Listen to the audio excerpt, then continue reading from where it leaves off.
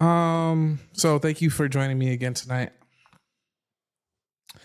I needed somebody Glad to be here. Need somebody to talk to. You know, we all get lonely sometimes. Yeah, man. Jake, How you feeling? How have you been? How are you feeling? in this moment, now that I'm fed, I am feeling better. Yeah. As it rounds out to the end of the week, I am feeling pretty exhausted simultaneously, but a little more energetic today. I was definitely feeling pretty low energy earlier, but yeah, all in all, pretty good. How you doing? I'm good. I had a question that's been like bothering me. Right? Well, not really a question. It's a question people have asked me, and I don't know if I give a proper answer. All right. And so is MAGA racist? Like it sounds like me, I would say yes, right? Like MAGA is racist, right? But then there's like a whole complex thing around that word in this country, right? Like, I mean, you can argue that almost everything in this country is racist, right? Mm-hmm. You know, what makes MAGA uniquely racist? How do you explain? You know, I think they hype it up a bit, but you know, pundits love to say that Trump has gotten like a boost when it comes to like at least black men voting for him, right? They like to say that a lot.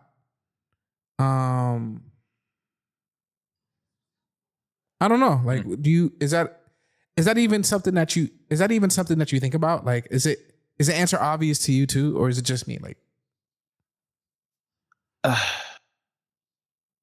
little loaded. I think at its purest form, I think there's an underlying, I guess, you know, not to make it overly complicated, I guess, ultimately, but I feel like there was the saying, you know, when you expand it out to make America, like I think we've also just used the term MAGA so much where it almost is like synonymous with a certain level of ignorance or racism or sexism, like kind of everything kind of bundled in there. But making America great again, I think is like a belief that, you know, there's something to be achieved or to bring, you know, this country back to a glorious period in which America was, I guess, more excellent or a greater version of itself. Obviously, in the portion of it saying again. So I think ideologically, at its base, initially probably started as like a movement to bring it back to, which unfortunately, and I mean, and I can see where like racism being tied with that title, because if you're talking about America being great, when was it great? that makes so yes. As a black, as anyone that's not like a white guy, yeah, the term "Make America Great Again" should give you some trepidation, right? Like there should be some like, what do you mean again? Like, yeah, it feels a lot better now than it. Well, yeah, grain of salt. Well, yeah, relatively better now than it was back in the day, right? For black people, for sure, for you know, the immigrant question is a little. We can handle that separately. Women, you know, other vulnerable people, you know, the LGBTQ community, right? There's a lot of people who have been able to kind of become more American, more accepted, feel more safe, have more access to power, right? All these things have been cultivated by groups of people over time. And when someone like me, for instance, hears "Make America Great Again," it sounds like a rollback of a lot of those gains, which is like, I don't understand why like MAGA, there's so many MAGA people that I've encountered who would say, no, we aren't racist, right? And I'm like, are you paying attention to the things you say? Or Like, I feel like they're gaslighting all of us. It's annoying. Yeah, it can be. And I mean, I remember in like peak, 2020, 2021, post like Black Lives Matter and all those, the movements that were surrounded during that era, kind of when we hit that boiling point. I feel like a lot of people who, a lot of MAGA folks, in its early infancy of a movement, I feel like would always say that they weren't racist. Yeah. And it's interesting because I don't know how they define races. Like, well, I have Black friends, or I have, my daughter-in-law is Black, or, I got half Black grandbaby or something like that. And I'm like, that doesn't remove the concept of like racist ideas. So it's like calling somebody racist is in many ways, I feel like the definition of it is completely different. It's like, I don't hate nobody. There's a history of racist people. There's a history in this country of racist people being offended when you call them racist. Yeah. Did you know like a lot of slave owning plantation owners wouldn't consider themselves racist? That's wild. That's wild to me. Right? Like their excuse would be, well, Black people can't function in society without white people taking care of them, right? Mm-hmm. For a lot of them, like, and I don't know. I mean, there can be some, it's almost like an evolution of this thought, is that like Black people need to be in the proximity of white people in order to function properly. And when slavery was legal, that meant that Black people needed to be on a plantation because, other than that, they'd be too lazy or they'll be out there raping white women or whatever, right? And then that kind of evolved over time into, Black people are violent, and even if they don't say it directly, they would say Black people need to behave more like white people, which to me seems like somewhat of an evolution of that earlier thought process. And I think that also explains the prevalence of like Black people. And I don't even know. I think they're over exaggerating it. Like, 90% of Black people still, who still vote Democrat, give or take. Right. But, I want to be accurate. And I do want to say, Trump has had relatively more success with Black men. And I think that when it comes to racism or racist ideas, it's not limited to skin color because it's not as obvious as it was before. Like the lines aren't as obvious. I mean, in a lot of places it is, but there is no slavery, there is no Jim Crow, whatever, right? Like, so I think there's a segment of Black men and women who have kind of internalized that idea that Black people need to be within the proximity of white people to succeed. And I, and I think there's no coincidence. There's a Key and Peele sketch that's about black Republicans.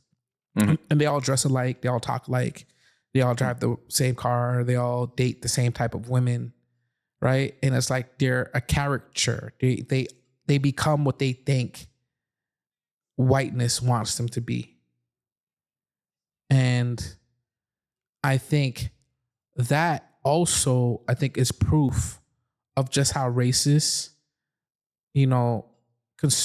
American conservatism can be, MAGA can be, in the fact that in order for Black people to feel accepted in that movement, they have to become more white, if that makes sense.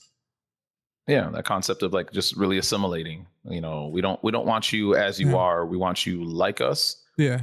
But you can't be us. It's kind of like you're still going to be like a second tier version of that. And I know a lot of that has been internalized, just the way, I would perceive myself growing up in just society has told you one thing for so long. I mean, we're both like children of immigrants, right? Like that type of those racist ideas, I think, persist among them as well. Absolutely. Colorism. And I think that's part of that assimilation, right? Like they were told to kind of fit in. Though they had rich cultures that they came with, they were essentially told to be like the country you're joining. Yeah. So, you know, I think that was kind of the first step in the process. And then us being born, you know, first generation, has kind of, we're trying to now at our phase in this life, at this age, are kind of, you know, trying to reverse a lot of those things that have been internalized and subconscious. So, Yeah. you know, it's quite a journey. So did we answer the question? Is MAGA racist, or did we just go on a tangent? Like, probably went slightly tangential. I think it was a very indirect way of saying its underbelly is racist at its core, because America was never great to any marginalized group. I don't. So, and that I think that's my beef with the left. I think America has been great, right? But I don't think you can ever describe a nation with one word, right? Like, you can't say America was great without saying that it was also like really, really bad to people who were vulnerable, right? Like, you can't say America was great without recognizing that it was built on the backs of American slaves, right? Like, you can't say America is great without recognizing that there was a campaign of lynching and terrorism on the Black community. You can't say it was great without recognizing that they had Japanese internment camps, right? Like, I think that, like, I am a staunch defender of liberal democracy. And I think that the American ideal is a competent, progressive, liberal democracy. I think that was the idea in the beginning. I think compromises were made for many reasons, slavery being one of those things.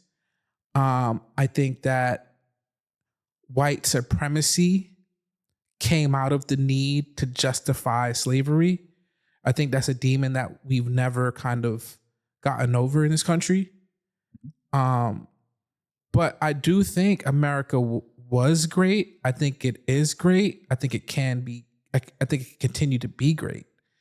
And I say that even comparing it to other places, right? Like, I think that, you know, it's true. That saying is true. The grass is always greener on the other side. Like, right? Like, a lot of people on the left would say we should be more like European countries. A lot of people on the right now, for some reason, will say we need to be more like Russia, which is kind of nuts to me. That's wild. I haven't heard that one yet. I haven't spoken really? enough, I guess. Oh man, it's crazy, bro. But it's fascinating. But I think America as is, like, living, and it has a lot of issues, right? Absolutely. But I don't think I've ever been to a place on this planet, and I've been fortunate enough to, like, visit other countries and spend time there. You know, I have family in other countries, right? Like, I don't know if I would want to live anywhere else other than America, warts included.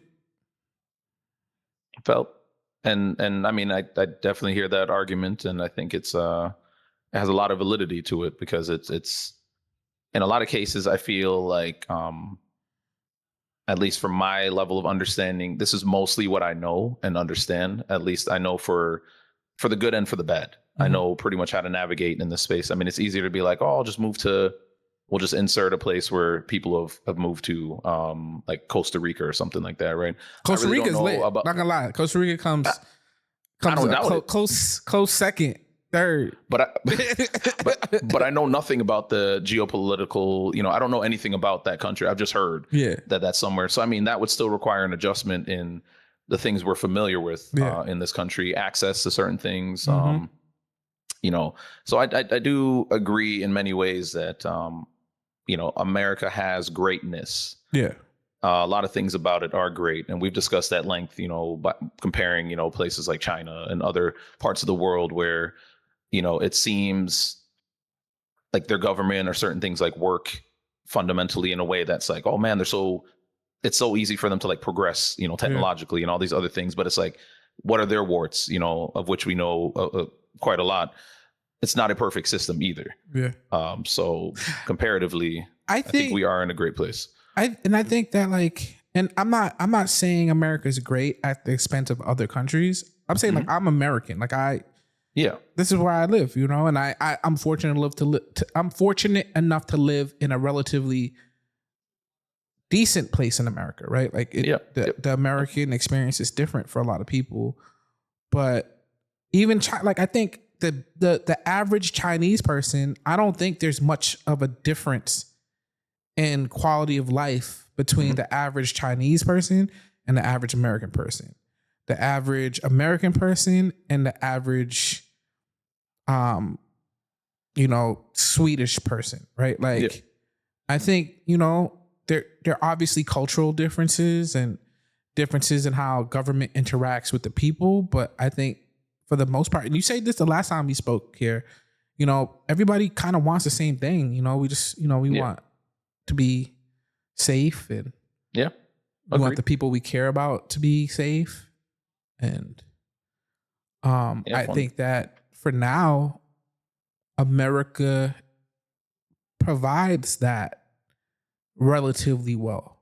Again, that's not being naive, right? There's a lot of like, it's a lot of we're saying this very, very optimistically in the sense of like kind of highlighting the good, not dismissing the bad.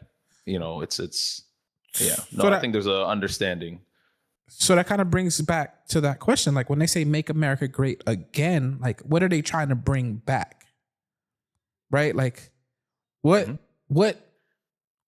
are we not? What do we not have today that we had then? That they, that they want. Rights for people. That's the only thing I can see being, you mean it was great? They want McDonald's to start frying. And this might sound crazy, right? I was going to say they want McDonald's to start frying their apple pies again instead of baking them. But I think that's what it is. I think like this is a nostalgia.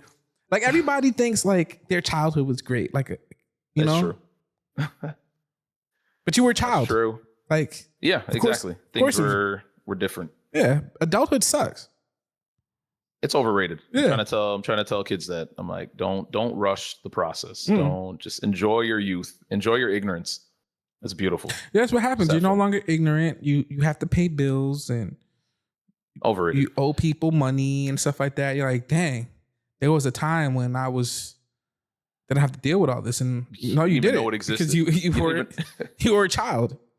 You literally didn't know it existed. Yeah. All these things that are being uncovered as an adult, as a homeowner, is all these things. You're like, wait a minute. Yeah. Oh, you have to pay that, and you have to, do this and do that. So, and that's probably why it's so easy for people in the MAGA movement not to recognize it as a racist movement, because I think fundamentally as well, like outside of it being racist, it's fundamentally like a project in nostalgia, right? Like they're like, I remember when all the superheroes looked like I did, right? Like, or I remember when food used to taste better, but or whatever it may be, like all this stuff. Yeah. Like it's like, and what they're actually remembering are probably like the commercials they watched as a kid that were like manufactured versions of what like American life can be like.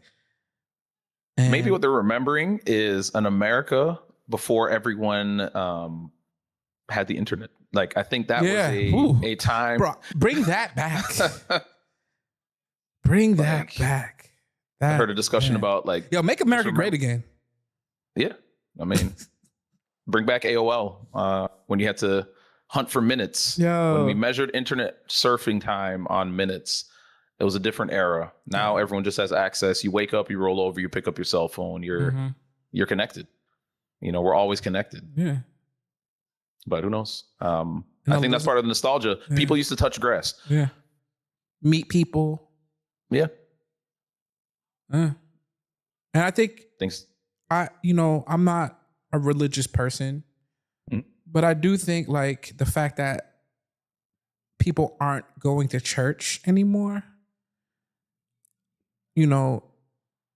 I think that has been something I think our society is missing. I'm not saying we need the religious component to it, unless that's what you want. But just that social aspect, like you know, Sure. at least once a week, you're interacting with people. You might, meet your future wife or husband there. You're participating. You feel like you're a productive member of a community, right? Like, but now people just fight online. Yeah. And No, it's doom yeah, scroll. I think that community based, whatever it is, find a knitting club, go to the library, meet somebody. I was thinking about that earlier. I was just telling my wife how exhausting it is to look on like Facebook arguments. I I have love people on Facebook. I both mean, sides. I shoot. I mean, that's where you live, I part like, time. I don't know.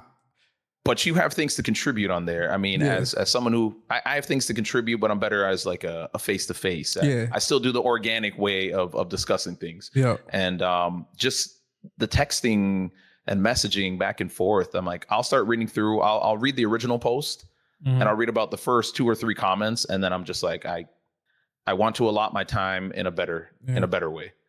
It's a lot of energy to be poured into there, and I think it's really important that there's counter narratives on platforms that exist, because if someone just gets the echo chamber effect of just hearing the same thing, especially someone just reading through that, just like me, I'm just reading passively through the original post and seeing comments under it. I want to see kind of like where a counter argument may be, because but that's just not for me. And I'm glad I am not involved, but I do passively check it once in a while. But meet people organically, get outside. So should we have more sympathy for people that are, you're asking the you're asking the guy with the biggest heart. Yes. Yeah. Well, I don't know. I feel like, because a lot of people be like, no, F those people, they're racist. I still have friends who are MAGA, right? Yeah. And I don't know why they're still my friend, because me, I don't hold anything back. You know what I mean? But our friendships kind of supersede these political differences. We have lived totally different lives, right? They're totally different people from who I am, right? Like, in a lot of instances, I might be like their only black friend. They don't know a lot of black people. Yeah. That doesn't give an excuse. I think they're racist, but I think all white people are kind of racist, right?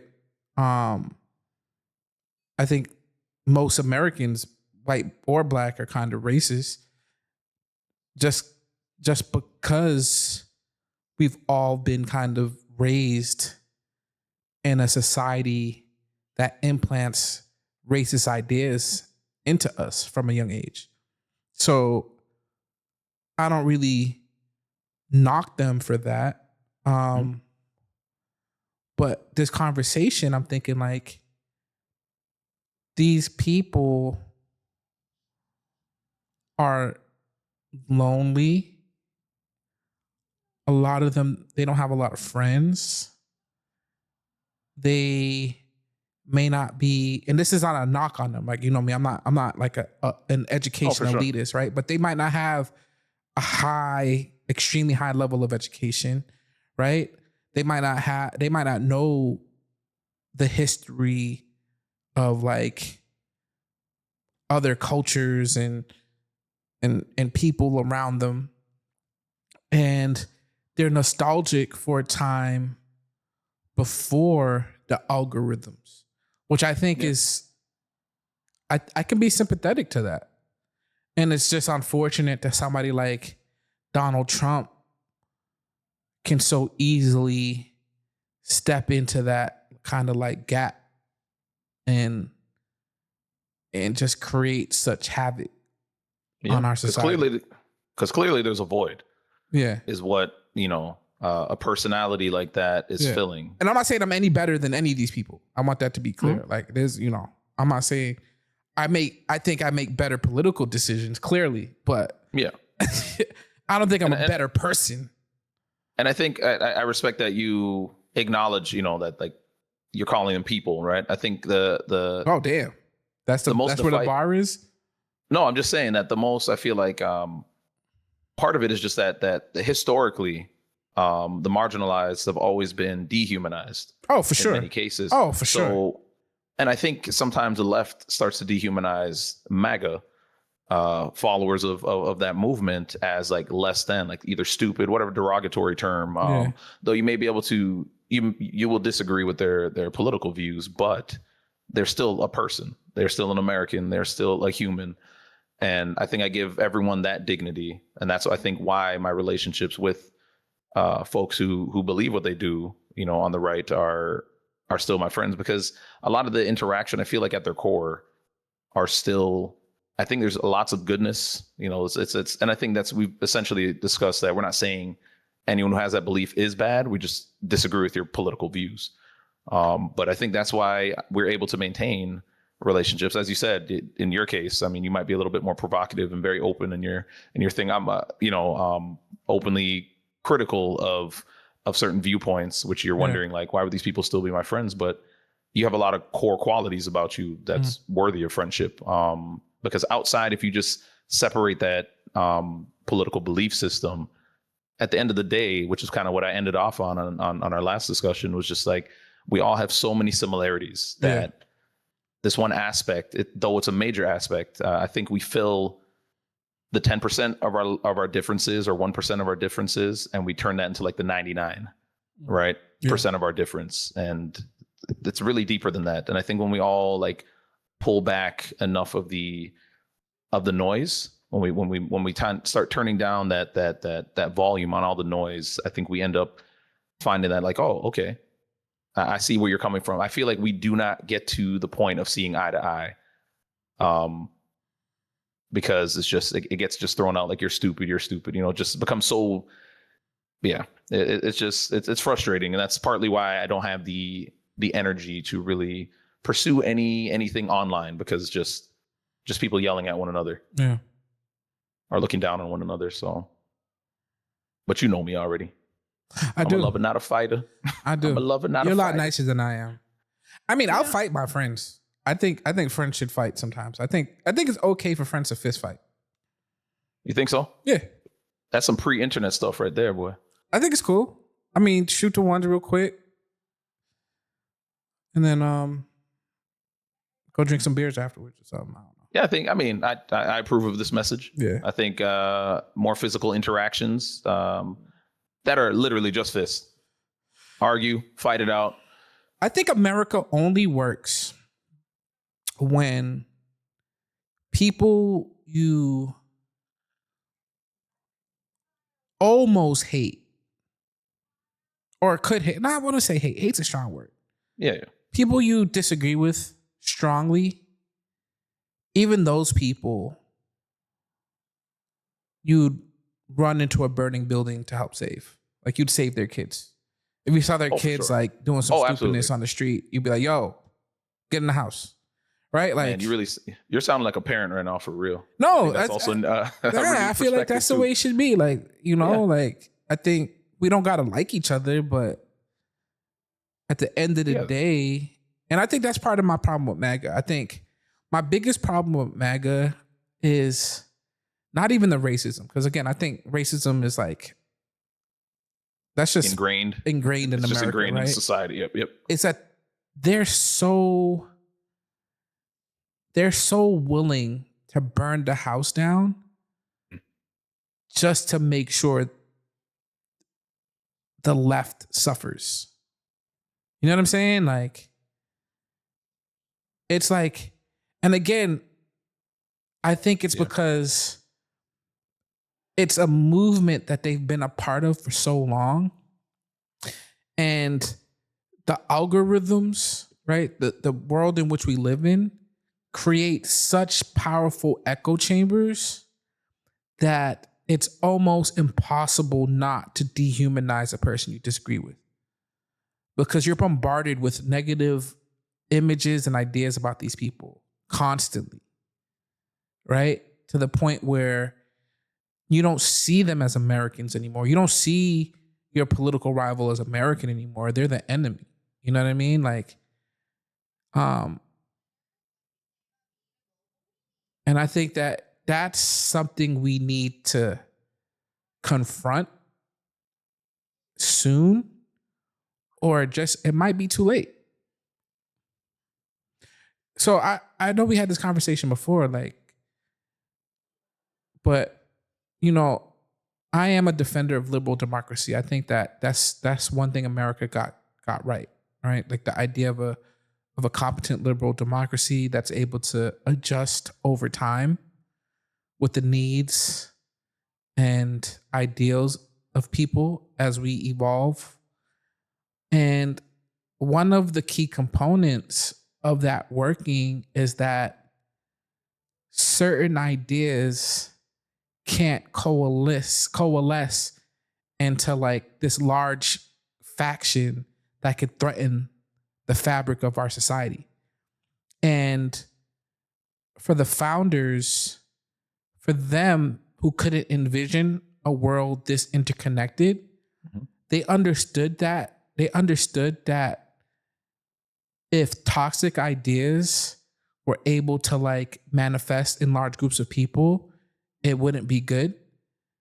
But they thought that America is so big, so geographically big, that it would be almost impossible, right? Because people were so spread out. But that idea doesn't even make sense in the world we live in now, because every idea can spread like wildfire now over the internet. And it's not even something that happens organically. Like these social media algorithms facilitate that. And they do it under the idea that it's the marketplace of ideas, blah, blah, blah, blah, blah, blah, blah.